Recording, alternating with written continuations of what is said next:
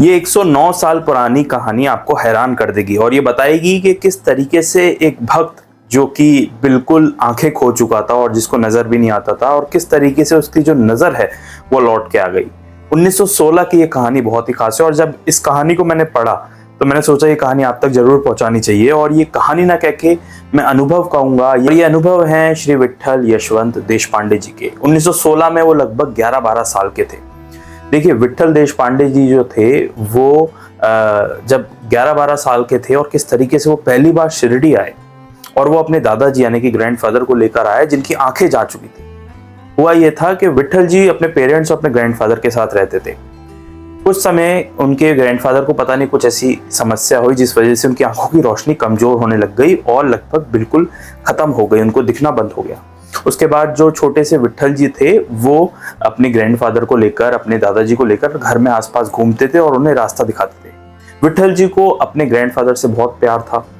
अब विट्ठल जी बताते हैं कि मानकर नाम के एक व्यक्ति थे जो शिरडी साईं बाबा के भक्त थे और उन्होंने बताया विट्ठल जी के परिवार को कि शिरडी में एक संत विराजमान है, एक शक्ति विराजमान है साईं बाबा नाम से, तो आप उनको जाकर मिलिए और जरूर वो आपकी समस्या का, इस बीमारी का जो है वो हल बता देंगे।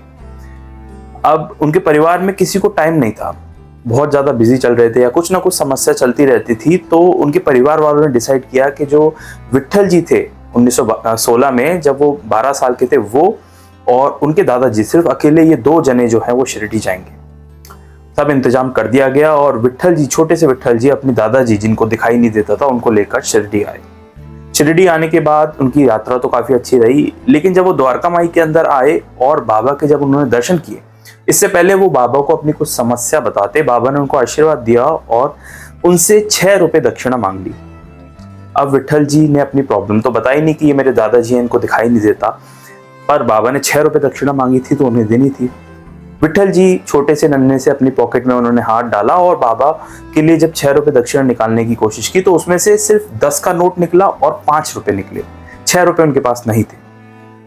ये देख के जो बाबा हैं वो तो चुपचाप शांत बैठे हुए थे, लेकिन विट्ठल जी जो थे उन्होंने सोचा 6 नहीं मैं 10 दे देता हूँ, तो उन्होंने 10 जो है वो बाबा को समर्पित की, लेकिन बाबा ने वो वापस कर दिए। अब बाबा ने ना 10 का नोट एक्सेप्ट किया, ना 10 का नोट स्वीकार किया, ना ही 5 का स्वीकार किया, उन्हें एग्जैक्ट 6 रुपए ही चाहिए थे। विट्ठल जी परेशान हो गए क्योंकि उनके पास 6 रुपए तो नहीं थे, या तो 10 थे या 5 थे। खैर, बाबा के दर्शन के बाद उन्होंने अपने दादाजी को द्वारका माई में जो सभा मंडप था वहां पर एक कोने में बैठा दिया और उनसे कहा कि बाबा के लिए मैं 6 रुपए का जो चेंज है यानी कि जो छुट्टे हैं वो लेके आता हूँ 10 के, आप यहीं बैठिएगा, कहीं जाइएगा मत। अब बाबा ने कहा और वो आसपास काफी लोगों से मांगते रहे छुट्टे, लेकिन किसी ने भी उन्हें छुट्टे देने से मना कर दिया, किसी के पास इतने पैसे थे नहीं। अब विट्ठल जी क्योंकि थे तो 11-12 साल के बच्चे ही, वो परेशान हो गए और रोने लगे, बहुत बुरी तरह रोने लगे क्योंकि उनके पास 6 रुपए दक्षिणा नहीं थी और वो 6 रुपए बाबा को नहीं देते थे तो बाबा को अपनी समस्या कैसे बताते। अब वो बहुत परेशान हो गए और कहीं ना कहीं वो मन में ये सोच रहे थे कि बाबा भी कितने हठी हैं, मैं 5 दे रहा हूँ तो भी नहीं रख रहे, मैं 10 दे रहा हूँ तो भी नहीं रख रहे और मेरी बात भी नहीं सुनी, तो मैं शिरडी क्यों आया। वो छोटा सा बालक एक 12 साल का रो रहा था। उसी बीच में पीछे से किसी ने उनके कंधे पर हाथ रखा। जब विट्ठल जी पलट के देखते हैं तो वो एक बहुत लंबा चौड़ा व्यक्ति था जिसने धोती कुर्ता पहन रखा था, पगड़ी पहन रखी थी और पूना के जो है जूतियां पहन रखी थी पैरों में। बहुत अच्छा लंबा चौड़ा सुंदर व्यक्ति था। वो बोलता है कि बच्चे तुम रो क्यों रहे हो। तो जो विट्ठल जी हैं वो कहते हैं कि बाबा देखिए कितने जिद्दी हैं, मैंने उनको 6 रुपए दक्षिणा के बजाय 10 देना चाहे वो भी वो एक्सेप्ट नहीं कर रहे और वो 5 रुपए भी नहीं ले रहे, उन्हें 6 रुपए दक्षिणा ही चाहिए, अब मैं क्या करूं। तो वो बोलते हैं कि इसमें क्या हो गया, वो जो है वो छुट्टे कर देते हैं और वो 6 रुपए उनको दे देते हैं और बदले में वो 10 रुपए उनको लौटा देते हैं और 10 रुपए के जो भी छुट्टे होते हैं वो उनको दे देते हैं। अब जो विट्ठल जी हैं वो जो 6 रुपए हैं वो लेकर दोबारा द्वारका माई की ओर दौड़ते हैं और वहां आके वो सबसे पहली चीज देखते हैं बाबा बैठे हुए हैं और वो बाबा के पास जाकर 6 रुपए दक्षिणा रख देते हैं और बाबा से आशीर्वाद लेते हैं।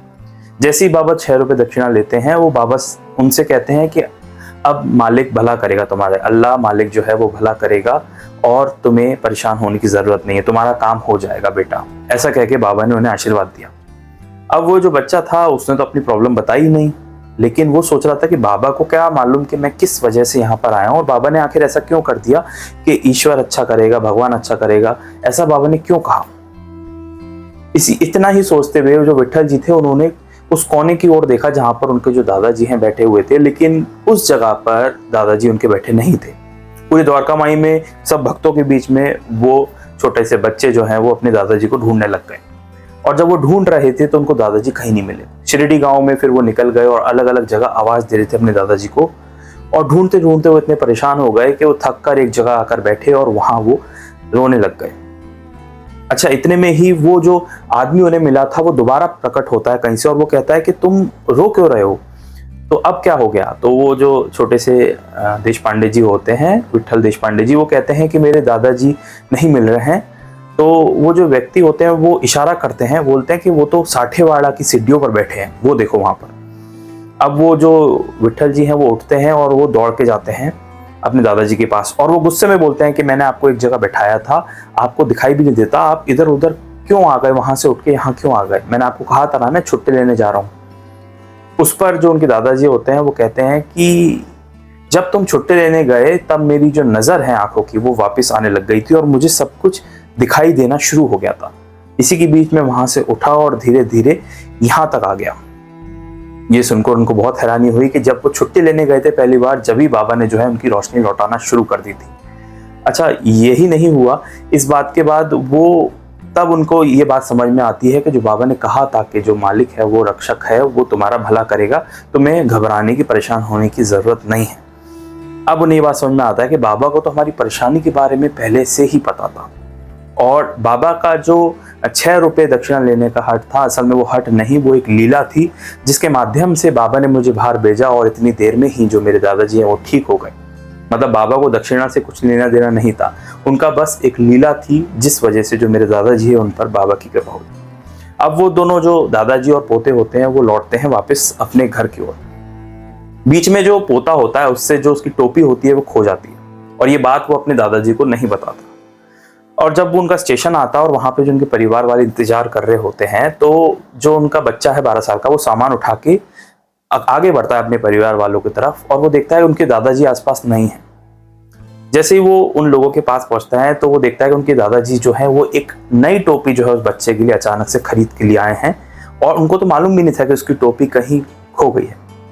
और ये साबित किया कि जो उसके दादाजी हैं उनको पूरी तरीके से सही नजर आ रहा था और जिस वजह से जो टोपी है उस बच्चे की वो दोबारा खरीद के लिए आए। यही नहीं, विट्ठल जी बताते हैं कि ये जो व्यक्ति उन्हें मिला था शिरडी में, जिसने उन्हें छुट्टे दिए, जिसने उन्हें बताया कि उसके दादाजी वहाँ साठेवाड़ा की सीढ़ियों पर बैठे हैं, आखिर वो व्यक्ति कौन था और उसे कैसे मालूम कि कब मुझे छुट्टे चाहिए, कब मेरे दादाजी कहाँ बैठे हैं। और दूसरी बात, वो ये कैसे जानता था कि जो व्यक्ति साठेवाड़ा की सीढ़ियों पर बैठे हैं वही मेरे दादाजी हैं। यहाँ पर प्रश्न बहुत सारे उठाए विट्ठल जी ने, लेकिन जवाब शायद हमें और आपको मालूम है। जवाब यही है कि असल में वो व्यक्ति और कोई नहीं, बाबा का ही एक रूप था। देखिए बाबा की लीला, एक तरफ बाबा उस बच्चे से छुट्टे मांग रहे थे और उसको ऐसा प्रतीत हो रहा था कि बाबा कितने जिद्दी हैं, बाबा कितने हठी हैं कि वो 6 रुपये मतलब 6 रुपये ही लेना चाह रहे हैं, और दूसरी ओर बाबा ही उसकी अलग रूप में आके मदद कर रहे थे। तो यही कुछ एक लीला रची जाती है जिसमें बाबा ही आपकी परीक्षा लेते हैं और उस परीक्षा का सॉल्यूशन भी, उस परीक्षा को हल कराने का तरीका भी बाबा खुद ही बताते हैं। तो ये एक तरह से बाबा की ही लीला थी और किस तरीके से उनके दादाजी की जो है आंखें आ गई और विट्ठल यशवंत देश पांडे जी ने ये कहानी बताई है। 1916 की ये कहानी श्री विनी माँ, जो कि एक साईं बाबा के ऊपर रिसर्चर भी रही हैं, उन्होंने भी अपनी बुक्स में और अलग अलग जगह इस स्टोरी को शेयर किया है। ये कहानी बहुत ही खास है और इस कहानी से हमें बहुत कुछ समझने को मिलता है। और अंत में यही मैं आपको कहना चाहता हूँ कि जब आपके लाइफ में कोई भी परेशानी, प्रॉब्लम या कोई भी समस्या आती है, ऐसा लगता है कि ईश्वर जो है वो आपका एग्जामिनेशन ले रहा है, तो जो आपके सदगुरु हैं बाबा, वो आप ही के साथ खड़े होते हैं, वही परीक्षा ले रहे होते हैं और वही परीक्षा में आपकी मदद कर रहे होते हैं। उम्मीद है आपको ये कहानी जानकर अच्छा लगा होगा और ऐसी ढेर सारी असली कहानियां मैं अलग अलग किताबों से पढ़ता रहता हूं और अपनी समझ के अकॉर्डिंग आपको समझाता रहता हूं। मिलेंगे एक नेक्स्ट वीडियो में एक नई कहानी के साथ। अगर आप बाबा से जुड़ी हुई कहानी सुनना चाहते हैं तो इस चैनल को सब्सक्राइब कर सकते हैं और इस वीडियो को साईं भक्तों के साथ अपने फैमिली ग्रुप्स में शेयर भी कर सकते हैं। मिलेंगे एक नेक्स्ट वीडियो में, तब तक के लिए ओम साई राम।